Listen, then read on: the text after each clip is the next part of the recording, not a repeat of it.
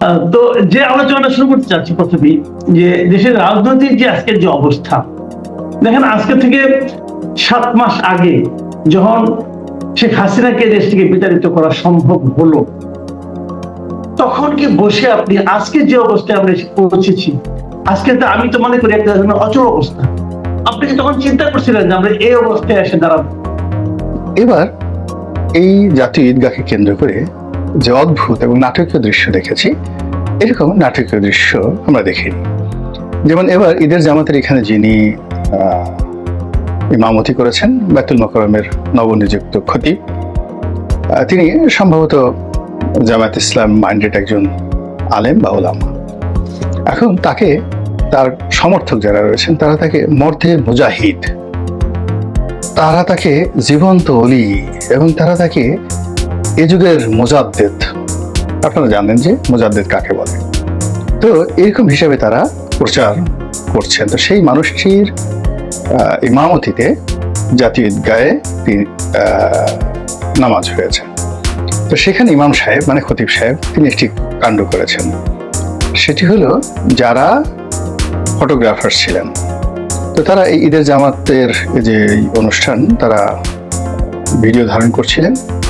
তো তিনি বলতে গেলে সেই যে কাজী উল কুজ্জাত বা খতিবুল উম্মা, যে শব্দগুলো আমরা আরবিতে উচ্চারণ করি, খতিবুল উম্মা, তো এরকম হিসেবে তার যে দায়িত্ব এবং কর্তব্য সে অনুযায়ী তিনি ডক্টর মোহাম্মদ ইউনূসের সামনে গিয়ে বলেছেন, স্যার, উনরা যারা রয়েছেন তাদেরও নামাজ পড়া দরকার বা উচিত, এরকম একটা কথা। তো ডক্টর মোহাম্মদ ইউনূস জিজ্ঞাসা করেছেন যে উনারা কে?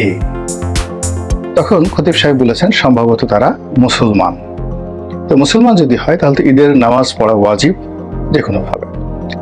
তো তড়িৎ গতিতে ডক্টর মোহাম্মদ ইউনূস বুদ্ধিমান মানুষ, তিনি সেটি বলেছেন যে তারা দ্বিতীয় জামাতে পড়বে, এই জামাতে ছবি তুলুক, দ্বিতীয় জামাতে তারা সেই জিনিসটি করবে। তো এখন এটা সাংবাদিকদের নিয়ে হতে পারে, বা এটা ওনার যারা গার্ড আছে, গার্ড রেজিমেন্টের প্রেসিডেন্টের বা প্রধানমন্ত্রীর গার্ড রেজিমেন্টের যারা লোকজন থাকে, বা এসএসএফ বলা হয় যাদেরকে, তাদেরকে লক্ষ্য করে হয়তো উনি বলতে পারেন। এবং এটা নিয়ে ওনার যারা অনুসারী তারা ভীষণ রকম খুশি যে না, ইমাম তো এরকমই হওয়া উচিত। এছাড়া কি ইমাম হয়? একেবারে যিনি সরকার প্রধান, তার চোখের দিকে তাকিয়ে তিনি যে দৃষ্টান্ত স্থাপন করলেন, এরকম দৃষ্টান্ত আমরা কখনো দেখিনি। কাজেই এই ঈদের ময়দান থেকে একটা বিরাট বরকত সৃষ্টি হয়ে গেল। দ্বিতীয় যে জিনিসটি হয়েছে সেটা হলো, এই ঈদের জামাতে তিনি একটি চেয়ারে বসেছেন, এবং এই চেয়ারটি খুব সাধারণ চেয়ার ছিল না, এটা ছিল সিংহাসনের মতো একটি চেয়ার, বেশ কারুকাজ করা এবং উঁচু করা। তো সেই চেয়ারে তিনি বসেছেন। আবার চেয়ারের পাশে সোফা, যেভাবে আমরা বসি, চেয়ার বা সোফা যেগুলো রাজস্বিক ভাবে তৈরি করা হয়, সেগুলোর পাশে একটা সাইড টেবিল থাকে। তো ওনার জন্য আবার একটা সাইড টেবিল রাখা হয়েছে। কিন্তু ঈদের জামাতের যে সাধারণ বৈশিষ্ট্য, এখানে আমির ফকির, রাজা বাদশাহ, নবী রাসূল, উম্মত সবাই সমান, সবাই একই কাতারে দাঁড়াবেন, এবং সবারই টাকনুর উপরে কাপড় থাকবে, সবার কাঁধের সঙ্গে কাঁধ মেলানো থাকবে জামাতে। এবং এইরকম কোনো রাজা বাদশাহ একেবারে মধ্যেখানে বসে চেয়ারে বসে নামাজ আদায় করেছেন, এরকম দৃশ্য আমরা মধ্যযুগেও দেখিনি। যখন সম্রাট শাহজাহান দিল্লির মসজিদে নামাজ পড়তেন, তখন এরকম ঘটনা নাই। তা তিনি অন্য সাধারণ মুসল্লির মতো তিনি সেখানে নামাজ পড়তেন, কান্নাকাটি করতেন। কিন্তু ডক্টর মোহাম্মদ ইউনূসকে মানে রীতিমতো একেবারে আরব রজনীর সমস্ত ইতিহাস ছাড়িয়ে সেই ঈদগাহ ময়দানে তার জন্য যে সিংহাসন রচনা করা হয়েছে, সেই সিংহাসনের যে দৃশ্য দেখেছি, আমাদের দুই চোখ বিশ্বাস করেন জুড়িয়ে গেছে, শীতল হয়ে গেছে। এও কি সম্ভব? আবার নামাজের মধ্যে যাতে ওনার কষ্ট না হয়, তারপরে ওনার যদি টিস্যু দিয়ে মুখ মুছতে হয়, যদি ঘামিয়ে যান, ওনার যদি গলা শুকিয়ে যায়, তো এই জন্য আবার ওই যে তার পাশে যে সাইড টেবিলটি রয়েছে, সেই সাইড টেবিলে কিছু সামগ্রী ছিল, পানি ছিল, দূর থেকে ছবিতে যেটা দেখা যায় হয়তো কিসমিস ছিল, হয়তো বা আই ডোন্ট নো, বা দূর থেকে বোঝা যায় টিস্যু বক্সটা দেখা গিয়েছে, পানির বোতল দেখা গিয়েছে। তো এরকম একটা সাইড টেবিল দিয়ে, চেয়ার দিয়ে ওনার পাশে একটা দূরত্ব রাখা হয়েছে। তো ডান দিকে বা বাম দিকে, এটা উনি যেদিকে বসেছেন ওনার ডান দিকে হয়তো সাইড টেবিল, কিন্তু বাম দিকের কিছুটা জায়গা ফাঁকা রাখা হয়েছে, বেশ ফাঁকা জায়গা রাখা হয়েছে, অর্থাৎ তার চেয়ার তার সঙ্গে কাঁধে কাঁধ মিলানো তো দূরের কথা, তার চেয়ারের সঙ্গে কাঁধ মিলাবেন এইরকম মানুষ ওই ঈদগাহ ময়দানে ছিল না। যিনি ধর্ম উপদেষ্টা রয়েছেন, ধর্ম মন্ত্রণালয়ের দায়িত্ব নিযুক্ত ব্যক্তি, তিনিও ইসলামের একজন প্রখ্যাত আলেম, কিন্তু এইবার তিনি কি করলেন, সেই ওনার যে সিংহাসন থেকে বেশ কয়েক কদম দূরে তার জন্য যে জায়গা, সেই জায়গা রেখে দিয়ে তারপর তিনি নিরাপদ দূরত্বে দাঁড়ালেন। তো এতে সমস্যা কি? সমস্যাটা হলো যে শরীয়তের বরখেলাপ হলো। যেভাবে নামাজ পড়তে বলা হয়েছে সেভাবে নামাজটা হয়নি। দ্বিতীয়ত আমরা যে কথাগুলো উপকথা হিসেবে জানি যে নামাজের কাতারের মধ্যে যদি ফাঁক ঢুকে যায়, ফাঁক থাকে, তো সেখানে শয়তান দাঁড়িয়ে যায়, জিন ভূত প্রেত ওয়াসা দেয়, বেশিরভাগ ক্ষেত্রে শয়তানের কথা বলা হয়। এখন ওখানে হয়তো SSF ছিল, বন্দুক ছিল, রাষ্ট্রীয় বাহিনী ছিল, তাদের ভয়ে ইবলিস ওখানে ঢুকতে পেরেছে কিনা বলতে পারবো না। সেটা হয়তো যিনি এই যে মর্দে মুজাহিদ ইমাম খতিব, তো তিনি আর এত সাহস হয়ে গেল যে তিনি সেখানে বললেন যে ওনাদের নামাজ পড়া উচিত। তো তিনি যদি বলতেন যে হুজুর বা স্যার আপনি চেয়ারে বসেন, এই চেয়ারটা একটা সাধারণ চেয়ার হতে পারে, এটা সিংহাসন দরকার নেই, কারণ এখানে ধনী দরিদ্র সবাই সমান। 2 নম্বর হলো যে আপনার এই দুই পাশে যে জায়গা রাখা হয়েছে এটা শরিয়ত সম্মত নয়।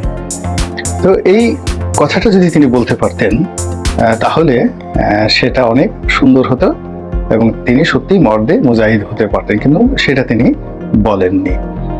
এরপরে নামাজের যে দৃশ্য আপনারা জানেন যে ঈদ উল ফিতরের নামাজ 6 তকবীরে হয়। প্রথম রাকাতে নিয়াত করার পরে সানা পড়ে 3টি তাকবীর দেওয়া হয়। এটা একটা বিশেষ নিয়ম আছে। 3টি তাকবীর দেওয়ার পরে এরপরে ইমাম সূরা তেলাওয়াত করেন, এরপরে রুকু হয়, সেজদা হয়, এরপর সেখান থেকে উঠে আবার ইমাম তেলাওয়াত করেন, তারপর আবার রুকুতে যাওয়ার আগে 3টি তাকবীর হয়। 3টি তাকবীরের পরে 4র্থ তাকবীরে গিয়ে মানুষ রুকুতে যায়, এটাই নিয়ম। এবং এই কাজটি করতে গিয়ে প্রায় সবাই ভুল করে, মানে 1 বছর পরে এরকম হয়, অনেকেই ভুল করে। তো অনেকে ভুল করে, বেশি করে ছোট পোলাপান ভুল করে, আর বেশি বুড়া মানুষ যারা আছে তারা ভুল করে, তারা ভুলে যায়। তো যখন আল্লাহু আকবার বলে প্রথমে যাকে বলা হয় প্রথম রাকাতে আল্লাহু আকবার বলে সেই হাত বাঁধতে বলা হয়, তো এটারও নিয়ম আছে। নর্মালি জানাজার নামাজে যে নিয়ম আর ঈদের নামাজে ভিন্ন নিয়ম, অর্থাৎ এখানে হাতটা ছেড়ে দিতে হয়। আল্লাহু আকবার বলে হাতটা ছেড়ে দিতে হয়, আবার কোনো মাসাল্লাতে বলা যায় না হাত বাঁধতে হয়।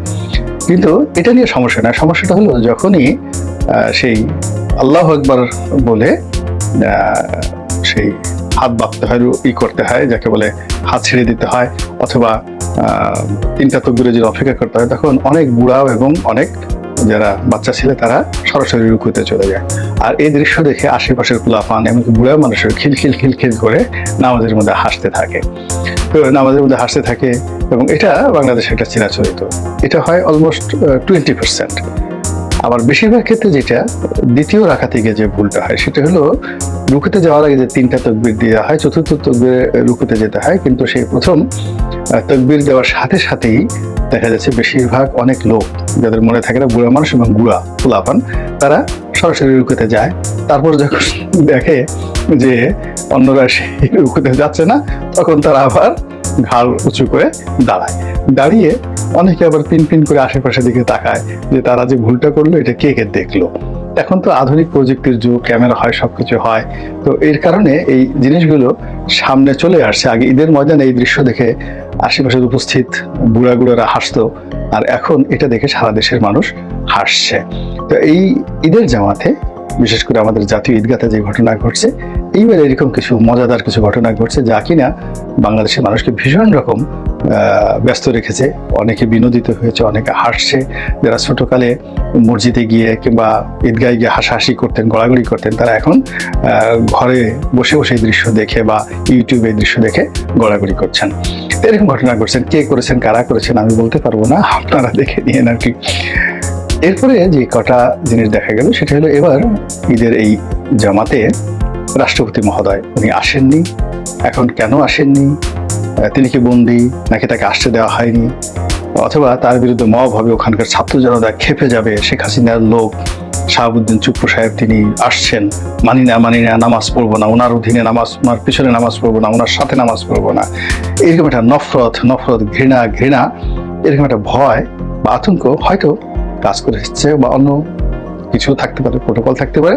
কিন্তু ব্যবস্থা হলো যে তিনি আসেননি, এবং তিনি যদি আসতেন তাহলে প্রোটোকলে তো তিনি উপদেষ্টার চেয়ে উপরে, অর্থাৎ সেক্ষেত্রে তার সামনে ডক্টর মোহাম্মদ ইউনূস এর বসে থাকাটা খুব সমস্যা হয়ে যেত।